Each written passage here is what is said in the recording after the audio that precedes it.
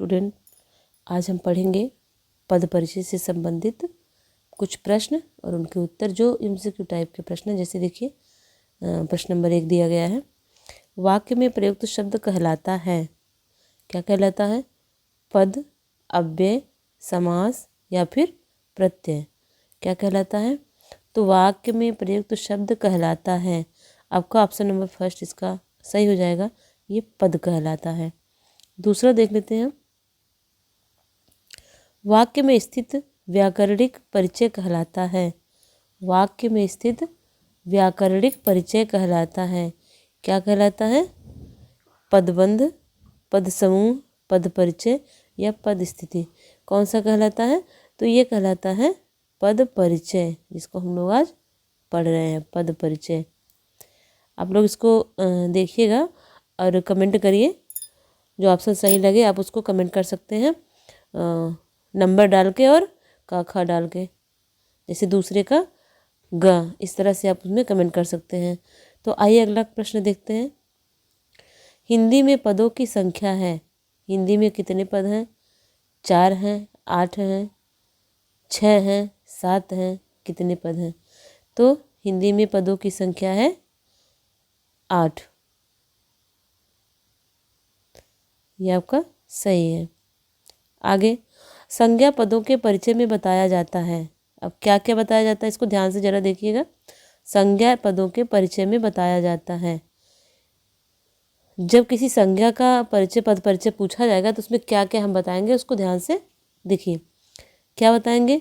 भेद, लिंग, वचन, काल, वाच्य, ये बताएंगे, या फिर भेद, लिंग, वचन, कारक, क्रिया से संबंध, लिंग, भेद, भेद, लिंग, वचन, पुरुष, विशेष, या फिर भेद, लिंग, वचन, वाच्य और पुरुष बताएंगे। तो इसमें कौन सा ऑप्शन सही हो जाएगा, आप कमेंट करके बताएं हमको। और देखिए, इसमें मैं बताती हूँ कौन सा सही हो जाएगा आपका। जब आप किसी संज्ञा पद का परिचय बताते हैं तो उसका भेद बताना पड़ता है आपको। चलिए, भेद सब में है तो भेद बताना पड़ता है। लिंग बताएंगे, भेद का मतलब आप बताएंगे कि वो जातिवाचक है, व्यक्तिवाचक है, संज्ञा स्थानवाचक है, वस्तुवाचक, किस मतलब क्या है संज्ञा, वो संज्ञा का भेद बताना पड़ता है, उसका लिंग बताना पड़ेगा। वचन, कितने वचन का एक वचन, बहुवचन, द्विवचन कितने का है, पुरुष और विशेष, ये आपका ये सब बताना पड़ता है। और तो ये आपका नहीं सही है, ऑप्शन नंबर इसका ख सही है। भेद बताना है, लिंग बताना है, वचन, कारक बताएंगे और क्रिया से संबंध को भी बताएंगे, कर्ता का। तो ऑप्शन नंबर ये ख आपका सही आंसर हो गया। आप लोग भी देखते रहिए, कमेंट करके बताते रहिए। देखिए अगला प्रश्न, विस्मयादि बोधक के पद परिचय में बताया जाता है। अब संज्ञा में क्या बताया गया? भेद, लिंग, वचन, कारक और क्रिया से संबंध बताया गया। इसी तरह से जब विस्मयादि बोधक शब्द आएंगे तो उसमें उसका पद परिचय किस तरह से बताया जाएगा। उसमें देखिए क्या है, भेद, लिंग, वचन, कारक का उल्लेख, या फिर भेद, काल, वाच्य का उल्लेख, या फिर भेद एवं भाव का उल्लेख, या भेद, पुरुष, लिंग या भाव का उल्लेख। अब देखिए इसमें क्या होगा, इसमें आपका हो जाएगा भेद, लिंग, वचन, ये तो होगा नहीं। भेद, काल, वाच्य का उल्लेख, ये भी नहीं होगा। भेद एवं भाव का उल्लेख, ये देखिए हाँ, किस तरह का विस्मयादि बोधक अव्यय है। जैसे हर्ष सूचक है, विषाद सूचक है, घृणा सूचक है, क्या है, कौन से प्रकार का ये विस्मयादि बोधक किस भेद का है, कौन सा है, और उसका भाव क्या है, हर्ष का भाव है या शोक का भाव है। इस तरह से आप इसमें करेंगे तो ऑप्शन नंबर इसका ग सही हो जाएगा। सर्वनाम पदों के परिचय में बताया जाता है, ये संज्ञा, विस्मयादि बोधक। अब इसके बाद क्या है, सर्वनाम पद। अगर किसी सर्वनाम अंडरलाइन करके उसका पूछा जाता है, उसका हम क्या क्या बताते हैं। देखिए सर्वनाम पदों का परिचय, भेद, लिंग, वचन, कारक, पुरुष, या फिर भेद लिंग वचन कालवाच्य या भेद लिंग विशेष कारक भेद लिंग वचन धातु पुरुष। अब इसमें देखिए, जैसे आपका संज्ञा में था भेद लिंग वचन कारक पुरुष, आपका ये ऑप्शन सही हो जाएगा। संज्ञा में क्या था? संज्ञा में आपका था भेद लिंग वचन कारक और क्रिया से संबंध, और इसमें क्या है? भेद लिंग वचन कारक और पुरुष। ये प्रथम है कि मध्यम है या उत्तम है, कौन सा पुरुष है, इसके बारे में बात की जाएगी यहाँ पे। चलिए अगला प्रश्न देखते हैं। विशेषण शब्दों के परिचय में बताया जाता है। अब विशेषण का देख लेते हैं। भेद लिंग कारक काल, भेद लिंग वचन विशेष्य, भेद लिंग पुरुष वाच्य, भेद लिंग वचन पुरुष। अब देखिए, अगर इसको आप ध्यान में रखते हैं, ये सारी चीज़ें छोटी छोटी जो ये आपका 4-5 क्वेश्चन जो बन रहा है, अगर आप इसको ध्यान में रखेंगे, इसको सही से आप याद कर लेंगे, समझ लेंगे सही से, तो आपको आगे जब अंडरलाइन करके जब शब्द मिलेंगे, वाक्य मिलेंगे, वाक्यों का उनमें से पदों का परिचय जब पूछा जाएगा तो आप आसानी से हल कर सकेंगे, उसमें कोई दिक्कत नहीं होगी, आपको पेपर में पूरे के पूरे नंबर मिल सकेंगे।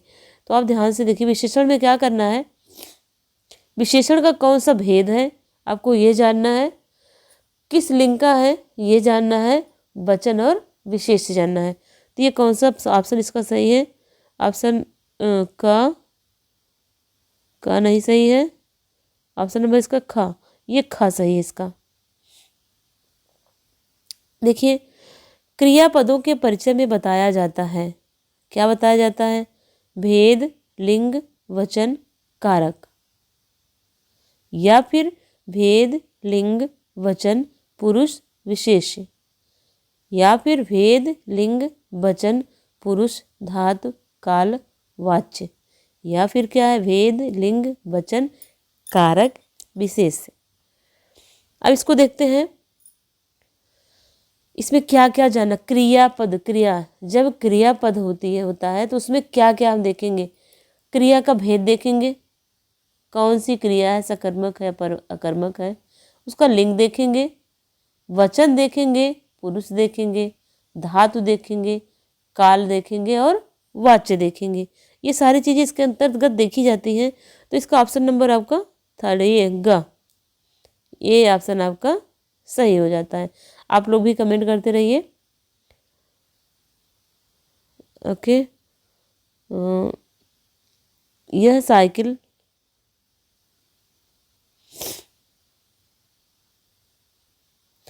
देखिए, अगला इसमें प्रश्न बनता है, अभी आपने क्या क्या संज्ञा, विस्मयादिबोधक, सर्वनाम, विशेषण और क्रिया, इन सब के बारे में जान लिया है कि क्या क्या पूछा जाएगा, किस तरह का परिचय बताया जाता है।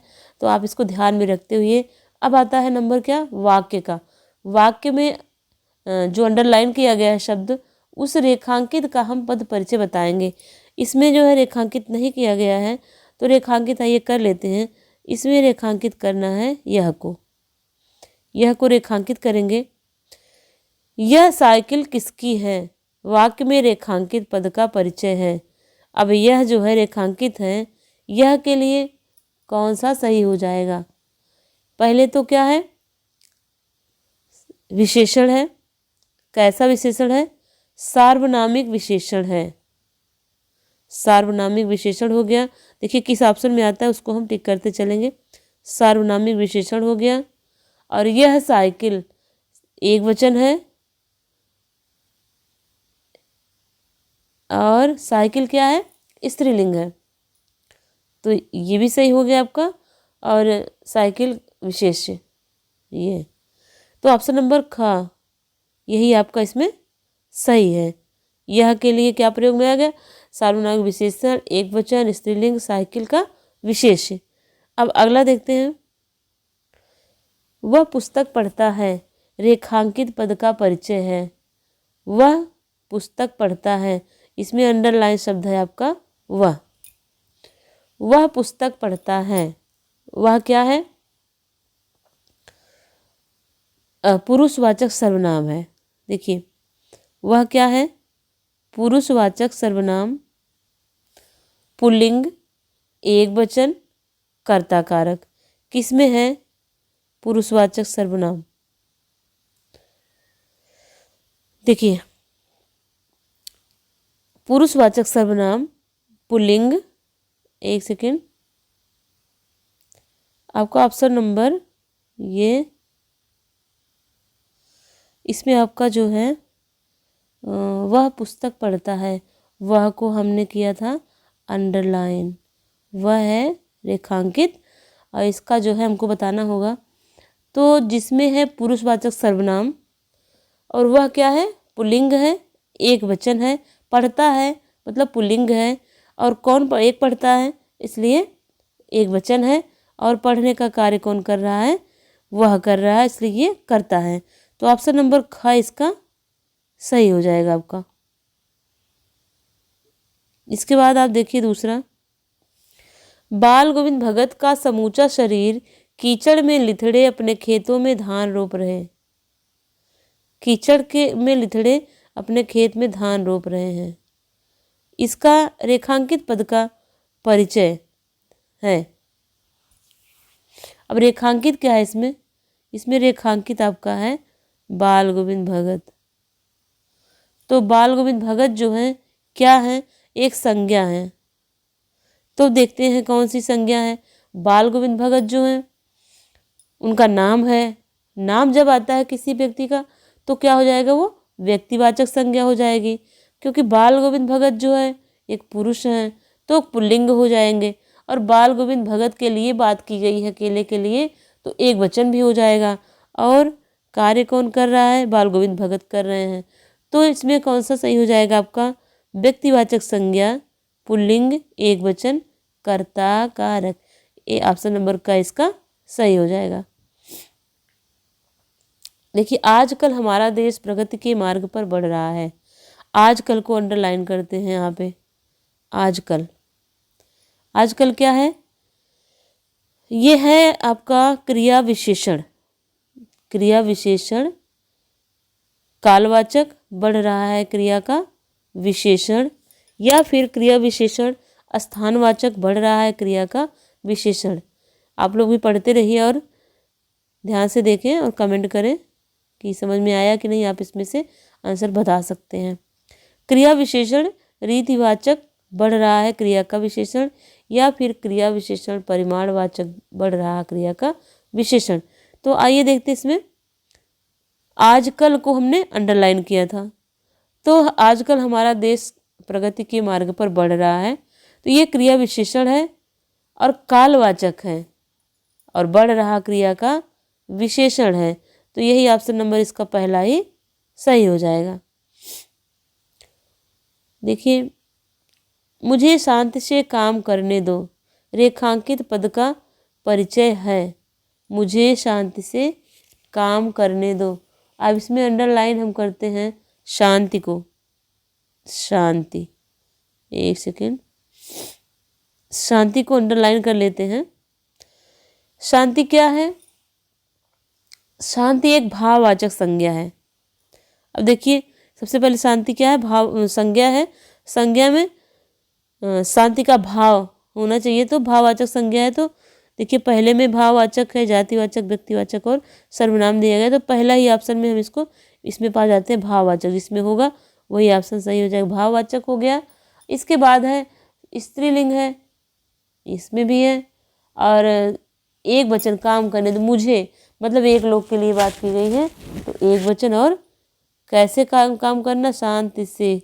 शांति जो है साधन के रूप में प्रयोग किया गया, इसलिए इसमें करण कारक का प्रयोग भी हो जा रहा है, इसलिए ऑप्शन नंबर फर्स्ट इसका आपका सही है। आइए देखें अगला प्रश्न। आजकल संस्थाओं द्वारा जनहित के कार्य अनेक किए जा रहे हैं। रेखांकित का पद परिचय दीजिए। अब इसमें अंडरलाइन आप करिए यहाँ पे संस्थाओं को। अब देखिए, संस्थाएं क्या हैं? संस्था तो संज्ञा है। कैसी संज्ञा है? जातिवाचक संज्ञा है। संस्था का नाम नहीं दिया गया, इसलिए जातिवाचक संज्ञा है। और संस्थाओं द्वारा, संस्थाओं का मतलब ये बहुवचन का हो गया। अनेक कार्य किया जा रहा है, संस्थाएं होती हैं, इसलिए स्त्रीलिंग हो गया और कर्ता कारक। ऑप्शन नंबर का ही इसका सही है, राइट आंसर हो गया आपका। हर्षिता निबंध लिख रही है, रेखांकित पद का परिचय है। रेखांकित क्या है इसमें? लिख रही है, लिख रही है, आपका रेखांकित है। अब देखिए इसमें क्या सही हो जाएगा आपका। क्रिया सकर्मक स्त्रीलिंग एक वचन, वर्तमान काल कर्तृवाच्य। सकर्मक क्रिया स्त्रीलिंग द्विवचन, वर्तमान काल कर्मवाच्य। सकर्मक क्रिया स्त्रीलिंग बहुवचन, वर्तमान काल कर्तृवाच्य। अकर्मक क्रिया स्त्रीलिंग बहुवचन, वर्तमान काल कर्तृवाच्य। अब देखिए इसमें कौन सा सही हो जाएगा। लिख रही, लिख रही क्या है? लिखना क्या है? क्रिया है। और कैसी क्रिया है? सकर्मक क्रिया है। आइए देखते हैं किसमें है सकर्मक क्रिया और स्त्रीलिंग। लिख रही है एक वचन, इसमें देखिए द्विवचन है, इसमें बहुवचन, बहुवचन एक वचन। ये फर्स्ट ऑप्शन में आपको दिखाई दे रहा है यहाँ पे। ये क्रिया है, सकर्मक भी है, स्त्रीलिंग है, एक वचन है और वर्तमान काल कर्तृवाच्य।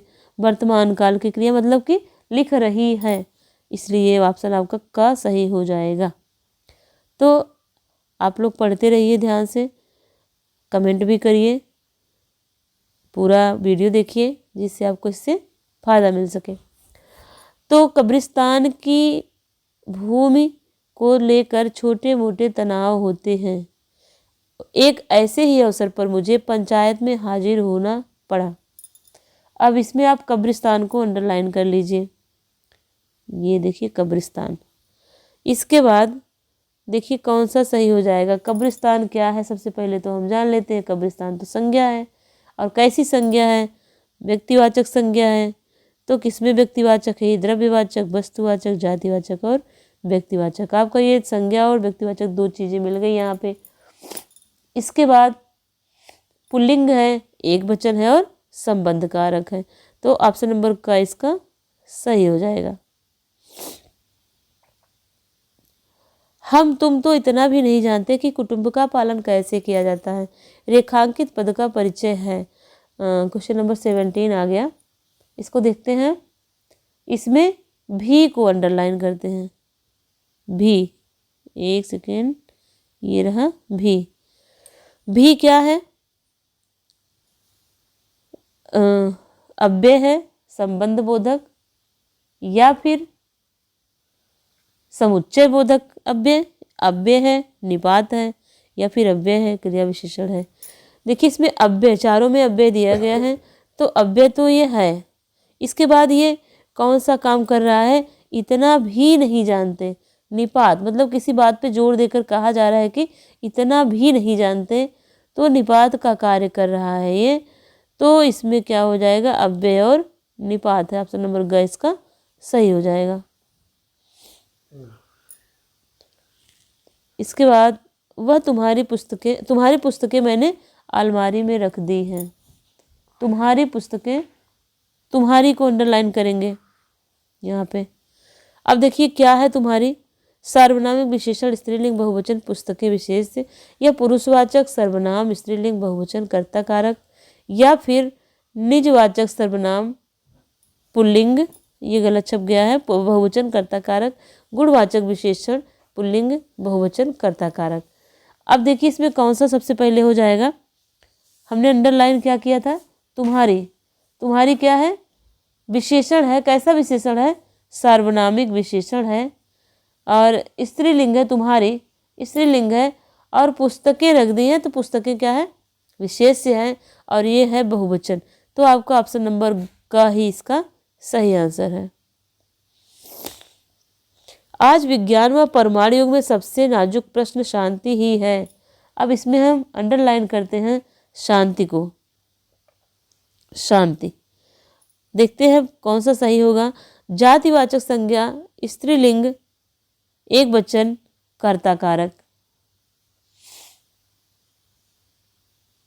अब देखिए अभी हमने ऊपर भी पढ़ा था शांति भाववाचक संज्ञा है, तो आपका किसमें? ये नंबर 3 में भाववाचक दिया गया है, भाववाचक, स्त्रीलिंग, एकवचन और कर्मकारक। अतः ये जो है ग ऑप्शन आपका सही हो जाएगा। एक प्रश्न और देखते हैं, इसके बाद अगले वीडियो में पढ़ेंगे।